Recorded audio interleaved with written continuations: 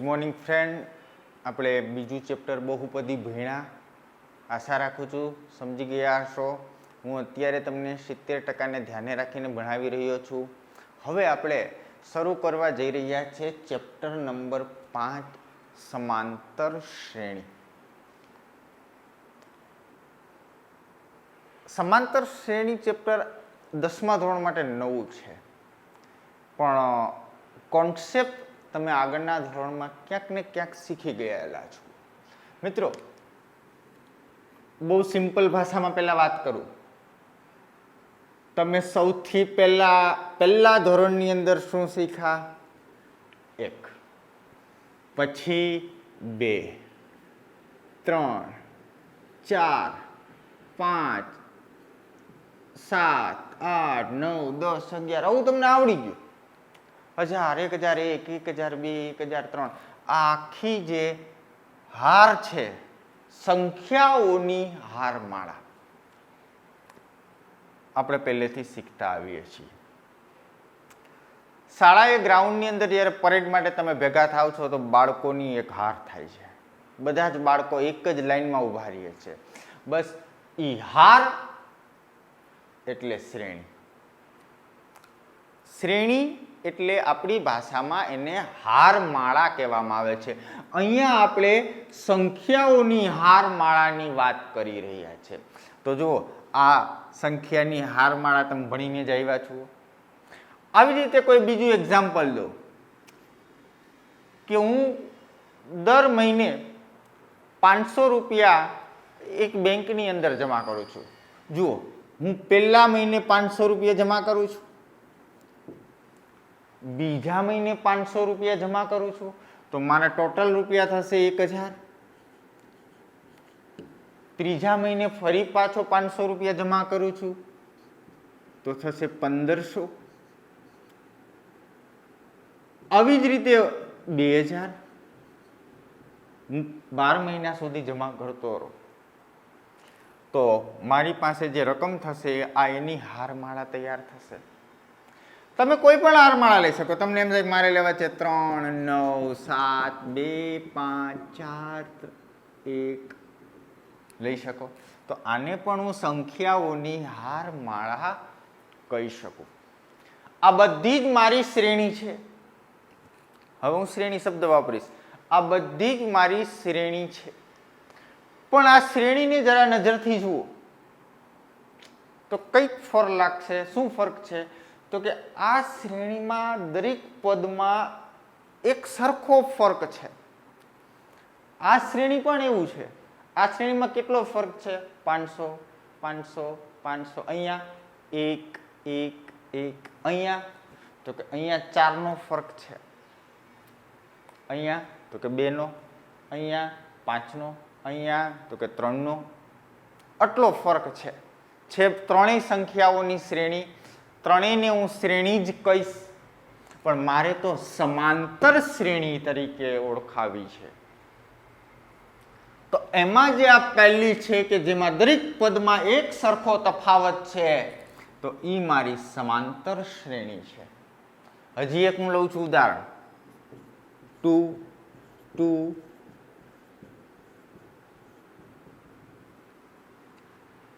આમાં દરેક પદમાં કેટલો તફાવત છે? 0, 0, 0, 0.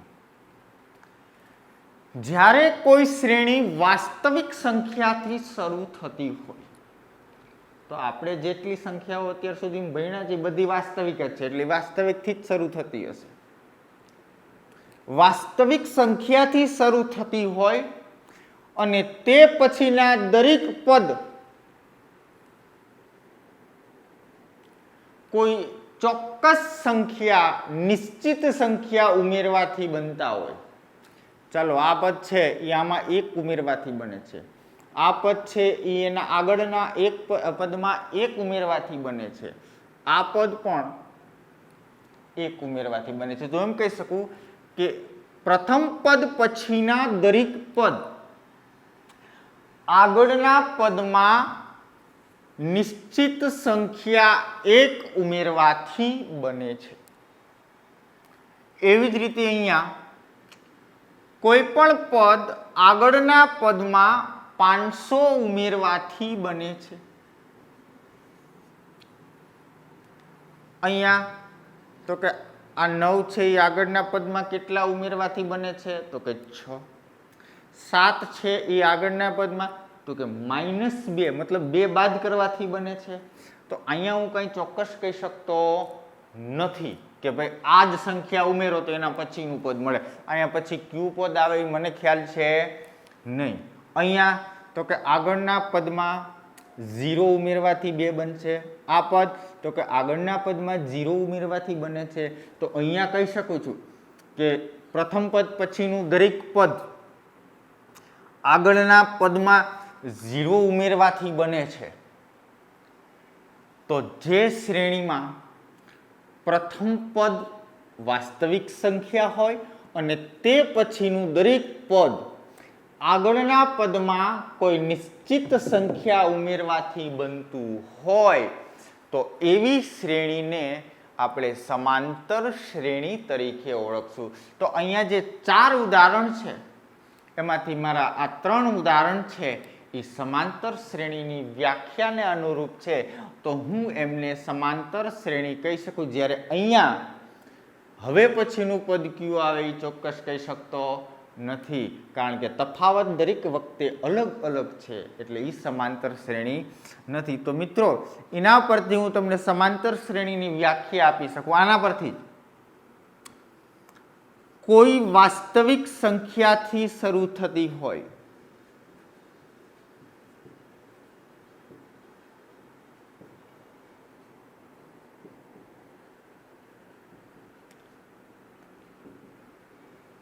અને ત્યાર પછીનું દરેક પદ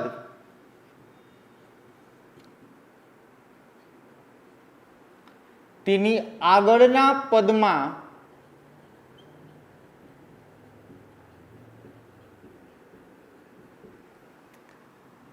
કોઈ નિશ્ચિત સંખ્યા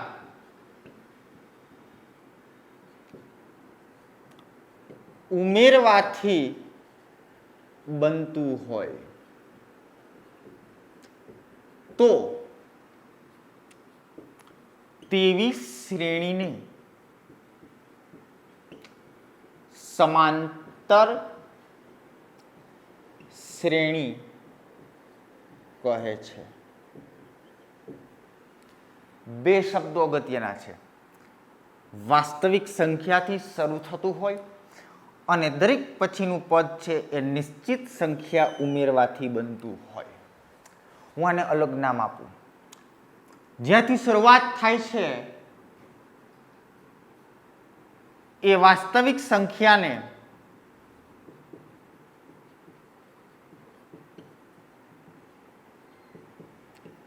શ્રેણીનું પ્રથમ પદ કહે છે અને આપણે એને સંકેતમાં એ વડે દર્શાવશું. શ્રેણીના પ્રથમ પદને આપણે એ તરીકે ઓળખશું. એ એટલે શ્રેણીનું પ્રથમ પદ. અને જે તફાવત છે નિશ્ચિત સંખ્યા, કેટલો તફાવત છે તો કે 1 નો, કેટલો તફાવત છે તો કે 500 નો, કેટલો તફાવત છે તો 0 નો. દરેક પદ વચ્ચેનો જે તફાવત છે એ તફાવત એટલે આપણી નિશ્ચિત સંખ્યા, જેને આપણે સામાન્ય તફાવત તરીકે ઓળખશું. નિશ્ચિત સંખ્યાને શ્રેણીનો સામાન્ય તફાવત ડી કહે છે. સમજાઈ ગયું સમાંતર શ્રેણી કેને કહેવાય? સમાંતર શ્રેણીના 2 હથિયાર, એક એનું પ્રથમ પદ એ અને બીજું એનું સામાન્ય તફાવત ડી. જો તમારી પાસે એ અને ડી હોય, મતલબ પ્રથમ પદ અને દરેક પદનો સામાન્ય તફાવત હોય, તો તમે આખી સમાંતર શ્રેણી બનાવી શકો છો. અને જો તમારી પાસે સમાંતર શ્રેણી હોય તો તમે એના ઉપરથી એ અને ડી પણ મેળવી શકો છો. એટલે જ મેં એને હથિયાર કીધા. આ બે હથિયાર હોય તો આપણે શ્રેણી બનાવી શકીએ અને એ શ્રેણી આપણી પાસે હોય તો એ બે હથિયારો મેળવી શકીએ. અને એ અને ડીની મદદથી જ આપણે આખા ચેપ્ટરના દરેક એક્ઝામ્પલ ગણવાના છે, સમજવાના છે. એટલે બહુ જરૂરી વસ્તુ છે એ કેમ મેળવવો અને ડી કેમ મેળવવો. આગળ જોઈએ મિત્રો. હવે આપણે સમાંતર શ્રેણીને એક વ્યાપક સ્વરૂપ આપવા જઈ રહ્યા છીએ. બે વસ્તુને હું ઓળખું છું. કોણ? તો કે મારી પાસે શ્રેણીનું પ્રથમ પદ છે એ, અને મારી પાસે બીજું હથિયાર છે મારું સામાન્ય તફાવત ડી.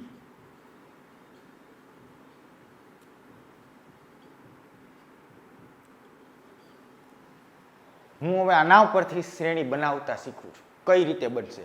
તો કે મારી શ્રેણીનું પ્રથમ પદ, મારે પ્રથમ પદ, બીજું પદ, ત્રીજું પદ શોધવાના છે. પ્રથમ પદ શું થશે? તો કે એ તો એ છે. બીજું પદ શું થશે? તો કે આપણી વ્યાખ્યા એમ કહે છે કે બીજું પદ છે એ આગળના પદમાં ડી ઉમેરવાથી બને, મતલબ સામાન્ય તફાવત ડી ઉમેરવાથી બને. તો મારું પ્રથમ પદ એ છે એમાં હું જો સામાન્ય તફાવત ડી ઉમેરી દઉં તો મારું પદ છે એ પ્લસ ડી મળે. હું અહીંયા થોડી જગ્યા રાખીને લખતો જાઉં. પ્લસ એ, મારું બીજું પદ મળ્યું એ પ્લસ ડી. ચાલો મારે ત્રીજું પદ જોઈએ છે. તો ત્રીજું પદ, તો કે ત્રીજું પદ કઈ રીતે મળે? તો કે બીજા પદમાં મતલબ એ પ્લસ ડી માં સામાન્ય તફાવત ડી ઉમેરવાથી મળે. જુઓ આ ત્રીજું પદ છે એ કઈ રીતે મળે? તો કે બીજા પદમાં સામાન્ય તફાવત કેટલો હતો? 1, તો એમાં 1 ઉમેરવાથી મળે. એ પ્લસ ડી મતલબ એ પ્લસ 2d. ચોથું પદ, તો કે ભાઈ ત્રીજું પદ શું છે મારી પાસે? તો કે ત્રીજું પદ છે એ પ્લસ 2d.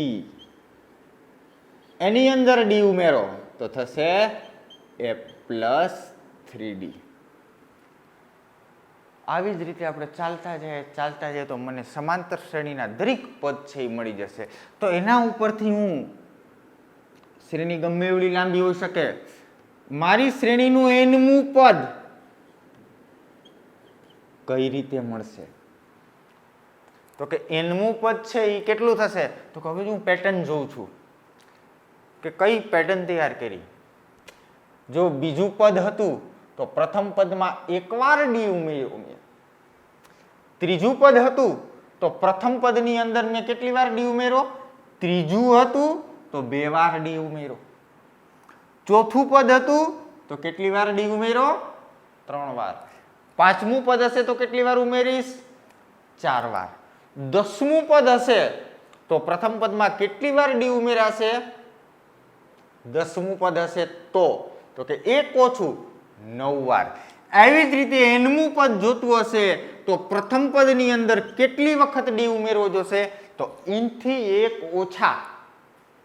10મું હતું તો મેં 9 ઉમેર્યું, 9 વખત ડી ઉમેર્યા. 50મું પદ હશે તો હું 49 ડી ઉમેરીશ. તો એવી જ રીતે એનમું પદ હશે તો એનાથી 1 ઓછા મતલબ n-1 વખત ડી ઉમેરીશ. જ્યાં n કોઈ ધન પૂર્ણાંક સંખ્યા છે. માની લો કે n બરાબર 101 લો તો a પ્લસ 101 માંથી 1 બાદ થાય તો 100d. જો હું 50 લઉં n બરાબર તો 50 ઓછા 1 49d. તો મિત્રો આના ઉપરથી આપણી શ્રેણીનું વ્યાપક સ્વરૂપ બની ગયું.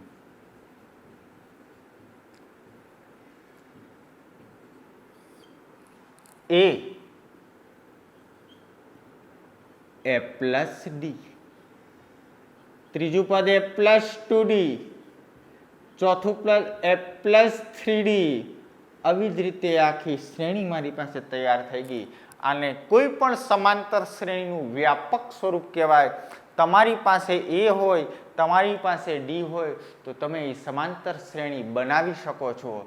અને હવે હું આ પ્રથમ પદને A1 કહું, બીજા પદને A2 કહું, ત્રીજા પદને A3, ચોથા પદને A4 અને આ છે એ મારું nમું પદ છે. તો આ શ્રેણીનું કોઈ પણ પદ શોધવું હોય તો એના માટેનું આ બીજું બ્રહ્માસ્ત્ર છે. તમને સીધું એમ કહી દઈએ કે મારે શ્રેણીનું 51મું પદ શોધવું છે તો n બરાબર 51 લઈ લો. n છે એ પદની સંખ્યા દર્શાવે છે. તમારે કેટલામું પદ જોઈએ છે? 51. તો પ્રથમ પદ વત્તા 51 ઓછા 1 એટલે કે 50d. એ અને ડી જાણો છો, મૂકી દો, તમને શ્રેણીનું ડાયરેક્ટ 50મું પદ મળી જશે. ચાલો, મારી પાસે આ શ્રેણી છે. મારે આ શ્રેણીનું હું 12 મહિના સુધી હપ્તા ભરું છું. મારે 12 મહિનાના અંતે કેટલા રૂપિયા થશે એ જાણવું છે. તો હું 12મું પદ જોઈએ છે તો હું અહીંયા 12 મૂકી દઉં તો A12. એ એટલે પ્રથમ પદ કેટલું છે તો કે 500. 12 ઓછા 1 એટલે 11 ગુણ્યા ડી. ડી કેટલો છે? સામાન્ય તફાવત તો કે 500. તો જુઓ મિત્રો, 500 વત્તા 11 5 5500. 5500 ને 500 તો 12 મહિનાને અંતે મારા ટોટલ 6000 રૂપિયા જમા થશે. તો આ એનો ઉપયોગ છે મિત્રો. સમાંતર શ્રેણીના વ્યાપક સ્વરૂપની વાત. દરેક પદની તમને ઓળખાણ સમજ હોવી જોઈએ. A2, A3, A4 એ પદનો ક્રમ દર્શાવે છે, જ્યાં n છે એ પદની સંખ્યા દર્શાવે છે અને આ શ્રેણીના nમા પદનું વ્યાપક સૂત્ર છે. મતલબ nમું એટલે કોઈ પણ પદ શોધવું હોય તો આ એનું વ્યાપક સૂત્ર છે. હું આ સૂત્રનો દરેક દાખલાની અંદર ઉપયોગ કરીશ. હવે શ્રેણીના પદની સંખ્યાને આધારે હું શ્રેણીના 2 ભાગ પાડી નાખું. શાંત શ્રેણી,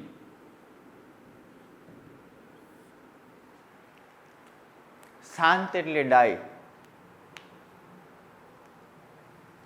ડાય એટલે કેવી? તો કે આ જુઓ શ્રેણી લખી છે 1 2 3 4 5 6 7 8 9 10 11 12. હાઈલી જ જશે, હાઈલી જ જશે. એમાં કેટલા પદ છે એ હું કહી શકતો નથી. પણ અમુક શ્રેણી એવી હશે, દાખલા તરીકે હું આ શ્રેણી કીધું ભાઈ મારે 12 મહિના સુધી જ રૂપિયા જમા કરાવવા છે તો મારે 12મા મહિનાને અંતે મારા 6000 રૂપિયા થઈ ગયા, પૂરું. હવે મારે નથી કરાવવા.